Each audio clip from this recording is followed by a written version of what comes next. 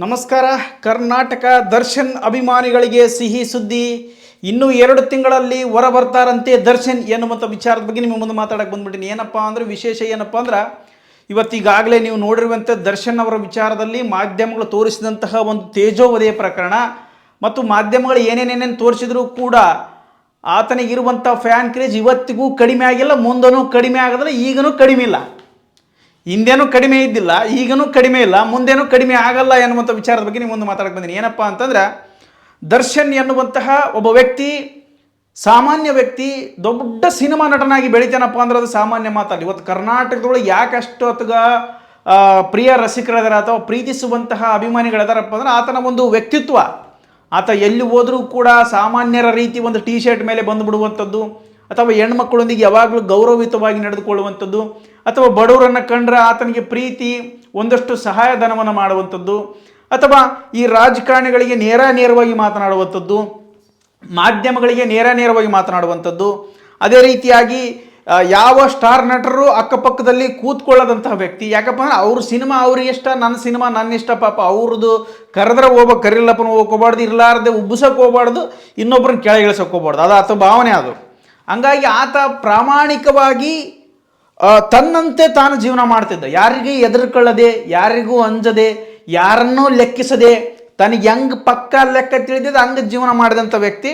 ಇವತ್ತು ನಿಮಗೆಲ್ಲರಿಗೂ ಗೊತ್ತಿರುವಂಥ ವಿಚಾರ ಏನಪ್ಪ, ಇವತ್ತು ಇವ್ರಾಗ ಆಲ್ರೆಡಿ ಜೈಲಲ್ಲಿದ್ದಾರೆ. ಅಂದರೆ ಪ್ರಾಮಾಣಿಕವಾಗಿರುವಂಥ ವ್ಯಕ್ತಿಗಳಿಗೆ ಈ ಸಮಾಜದೊಳಗೆ ಶಿಕ್ಷೆ ಕಟ್ಟಿಟ್ಟ ಬುತ್ತಿ. ಯಾಕಪ್ಪ ಅಂದ್ರೆ ಅದು ಯಾವ ಶಿಕ್ಷೆ ಅಂದರೆ ಜೈಲು ಶಿಕ್ಷೆ ಅಂತಲ್ಲ, ಯಾವುದೋ ಒಂದು ಪ್ರಕರಣದಲ್ಲಿ, ಯಾವುದೋ ಒಂದು ವಿಷಯದಲ್ಲಿ ಶಿಕ್ಷೆ ಕಟ್ಟಿಟ್ಟ ಬುತ್ತಿ ಪ್ರಾಮಾಣಿಕವಾಗಿ. ಈಗ ನನ್ನ ಪಡಿ ನಾನು ದುಡಕಚ್ಚಿನಪ್ಪ ಅಂತಂದ್ರೆ ನಾನು ಮನಸ್ಸಿನಲ್ಲಿ ಇದ್ದಿದ್ದು ನೇರವಾಗಿ ಹೇಳ್ಬಿಡ್ತೀನಿ. ಈಗ ನೋಡಪ್ಪ, ನೀನು ನನಗೆ ತಿಕ್ಕೋಳು ಕಣಂಗೆ ಕಾಣಕಚ್ಚಿ, ನಿಂದು ಬುದ್ಧಿ ಸರಿ ಇಲ್ಲ ಅಂತ ಅಂದ್ಬಿಡ್ರಿ, ನೀವು ಅವಾತ್ಲಿಸಿದ್ದು ನಾವು ಅವನಿಗೆ ಟಾರ್ಗೆಟ್ ಆಗಿಬಿಡ್ತೀವಿ. ಇನ್ನೊಬ್ಬರಿಗೆ ಹೋಗಿ ನೋಡಮ್ಮ ನೀನು ಯಾಕೋ ನಿನ್ನ ಭಾವನೆಗಳು ನನಗೆ ಅರ್ಥ ಆಕಚ್ಚವ, ನೀನು ಸರಿ ಇಲ್ಲ ಅಂದ್ಬಿಟ್ರೆ ಕಲಸ ಏಕಾಏಕಿ ಮನಸ್ಸಲ್ಲಿರುವಂಥದ್ದು. ಹಂಗೆ ಮತ್ತೆ ನಮ್ಮ ಮುಂದೆ ಏನು ಹೇಳ್ತಾರೆ, ಮನುಷ್ಯನಾಗ ಇದ್ದಿದ್ದು ಹೇಳ್ಬಿಡಪ್ಪ ಮರಯ್ಯ, ನೀನು ಭಾರಿ ಒಳ್ಳೆ ಮನುಷ್ಯ, ನೀನು ಏನು ಹೇಳ್ತಾ ಅಂತ ತಿದ್ಕೋತೀವಿ ಅಂತಾರೆ. ಬಟ್ ನಾವೇನಾರು ಹೇಳಿಬಿಟ್ರೆ ಅದ್ರ ವಿರುದ್ಧ ಮಾತಾಡ್ತಾರೆ. ಸೊ ಅಂತಹ ನೇರವಾಗಿ ಮಾತನಾಡುವಂಥ ವ್ಯಕ್ತಿ ನಮ್ಮ ಕನ್ನಡ ಇಂಡಸ್ಟ್ರಿ ಒಳಗೆ ದರ್ಶನ್ ಅಂತೇಳಿ ಇದ್ದರು. ಸೊ ಅವರು ಇವತ್ತೊಂದು ಸ್ವಲ್ಪ ಜೈಲಲ್ಲಿದ್ದಾರೆ. ಆ ಜೈಲಲ್ಲಿರುವಂಥ ಕಾರಣಕ್ಕೋಸ್ಕರ ಈ ವಿ ರವಿಚಂದ್ರನ್ ಅಂತ ನಿಮ್ಗೆ ಗೊತ್ತಿರ್ಬೋದು. ಯಾರು? ಕರ್ನಾಟಕದ ರಸಿಕ, ಕನ್ನಡ ಸಿನಿಮಾ ರಸಿಕ.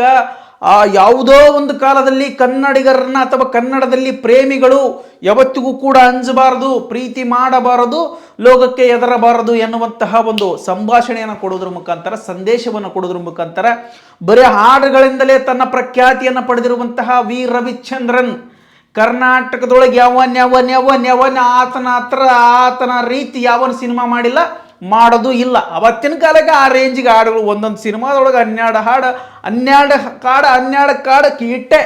ಅದಕ್ಕೆಲ್ಲ ಕಾರಣಭೂತರಾಗಿರುವಂಥ ಹಂಸಲೇಖ ಅವರ ಕೈವಾಡ, ಅವರಿಬ್ಬರು ಏನು ಕಾಂಬಿನೇಷನ್. ಬಾಬಾ ಆತನ ಬಗ್ಗೆ ಏನು ಹೇಳ್ತೀರಿ? ಸಿನಿಮಾ ಅಂದ್ರೆ ಪ್ರಾಣ ಅಂದ್ರೆ ಸಿನಿಮಾ, ಆ ರೇಂಜಿಗೆ ಜೀವಿಸಿಬಿಟ್ಟ. ಏನಾರ ಒಂದು ನೀವು ನೋಡ್ಬೇಕು, ಜಗ್ಗೇಶ್ ಅವ್ರು ಹೇಳ್ತಾರ, ಅವರು ರವಿಚಂದ್ರನ ಬಗ್ಗೆ ಕೇಳ್ಬೇಕು ನೀವು. ಅದು ಒಂದು ರೀತಿ ಸಂಪತ್ತಿನ ಖಜಾನೆ ಅದು. ಇವತ್ತು ಏನೋ ಕಳ್ಕೊಂಡಿರ್ಬೋದು, ಬಟ್ ಅದು ಬೇರೆ ಪ್ರಶ್ನೆ. ಬಟ್ ಇನ್ನೊಂದು ವಿಚಾರ ಏನಪ್ಪ ಅಂತಂದ್ರೆ, ಆತ ಯಾರು? ವಿ ರವಿಚಂದ್ರನ್, ಕರ್ನಾಟಕದ ರಸಿಕ, ಕನ್ನಡದ ಕನಸುಗಾರ, ಕನ್ನಡದ ಮಲ್ಲ ಎನ್ನುವಂಥ ವ್ಯಕ್ತಿ. ಇವತ್ತು ದರ್ಶನ್ ಬಿಡ್ರೋ, ಇನ್ನೂ 2 ತಿಂಗಳಲ್ಲಿ ದರ್ಶನ್ ಹೊರ ಬರ್ತಾರೆ, ತಲೆ ಕೆಡಿಸ್ಕೊಳಕ್ಕೆ ಹೋಗ್ಬಾಡ್ರಿ. ನಿಮ್ಗೆಲ್ರಿಗೂ ಅವನು ಡಿ ಬಾಸ್ ಆಗಿರ್ಬೋದು, ನನಗೆ ಮಗ ಅಂತೇಳಿ ಒಂದು ಡೈಲಾಗ್ ಹೇಳ್ತಾರೆ. ಆ ಡೈಲಾಗ್ ಎಲ್ಲಿಲ್ಲದಂತಹ ರೊಚ್ಚಿಗೆದ್ದು ಬಿಡ್ತಾರೆ ಅಭಿಮಾನಿಗಳು. ಅಭಿಮಾನದ ಮಹಾಪೂರ್ವ ಯಾರದು ಬಂದುಬಿಡ್ತದ.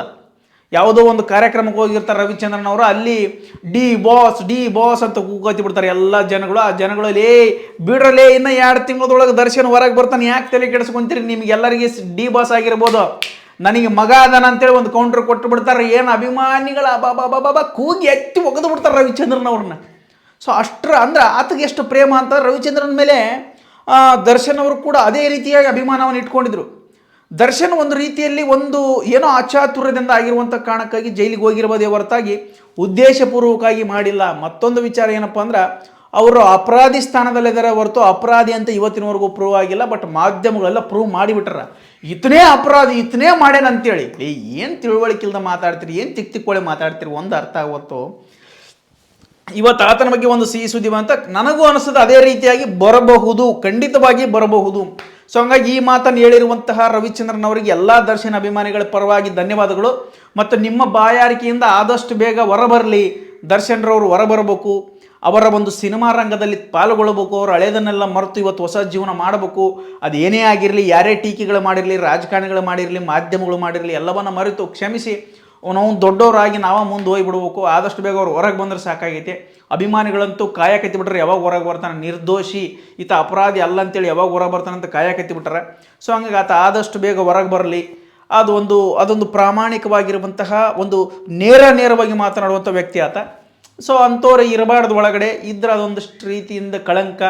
ಮತ್ತು ಕನ್ನಡ ಚಿತ್ರರಂಗದಲ್ಲಿ ಒಂದಷ್ಟು ಕಲೆಕ್ಷನ್ ಕಡಿಮೆ ಆಗ್ತದೆ. ಕನ್ನಡ ಚಿತ್ರರಂಗ ಬೆಳವಣಿಗೆ ಆಗಲ್ಲ. ಎಷ್ಟೋ ಟೆಕ್ನಿಷಿಯನ್ಸು ಇವತ್ತು ಉದ್ಯೋಗ ಹೋಗೈತೆ. ಅಲ್ಲಿ ಎಷ್ಟೋ ಸಾವಿರಾರು ಜನ ಊಟ ಮಾಡ್ತಾರೆ. ಆತನ ಒಂದು ಸಿನಿಮಾ ಬರ್ತಪ್ಪ ಅಂದ್ರೆ ಎಷ್ಟೋ ಜನ ಕೆಲಸ ಮಾಡ್ತಿದ್ರು, ಎಷ್ಟೋ ಜನಕ್ಕೆ ಊಟ ಸಿಗ್ತಿತ್ತು, ಎಷ್ಟೋ ಜನಕ್ಕೆ ಕೂಲಿ ಸಿಗ್ತಿತ್ತು. ಇವತ್ತು ಎಲ್ಲ ಬಂದಾಗಿತ್ತು. ಒಂದು 20,000 ಆಳುಗಳು ವೇಸ್ಟ್ ಆಗ್ಯಾವ. ಹಂಗಾಗಿ ನಿರ್ಮಾಪಕರು ಕೂಡ ಒಂದಷ್ಟು ಇದು ಮಾಡ್ಯಾರ.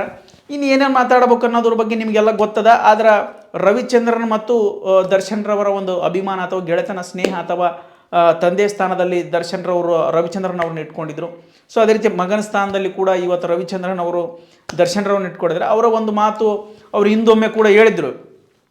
ಯಾವುದಿದು ಕಿಲಾಡಿ ಜೂನಿಯರ್ಸ್ ಅಥವಾ ಈ ಜಿ ಕನ್ನಡದಲ್ಲಿ ಬರುವಂಥ ಕಾರ್ಯಕ್ರಮದೊಳಗೆ ಪುನೀತ್ ಅವರಿಗೆ ನಂದೆಲ್ಲ ಪುನೀತ್ಗೆ ಹೋಗಲಿ ಅಂತೇಳಿ ಕೊಟ್ಟಿದ್ರಂತ ಪುನೀತ್ ಅವರು ದೊಡ್ಡ ಸ್ಟಾರ್ ಆಗಿ ಬೆಳೆದ್ರು.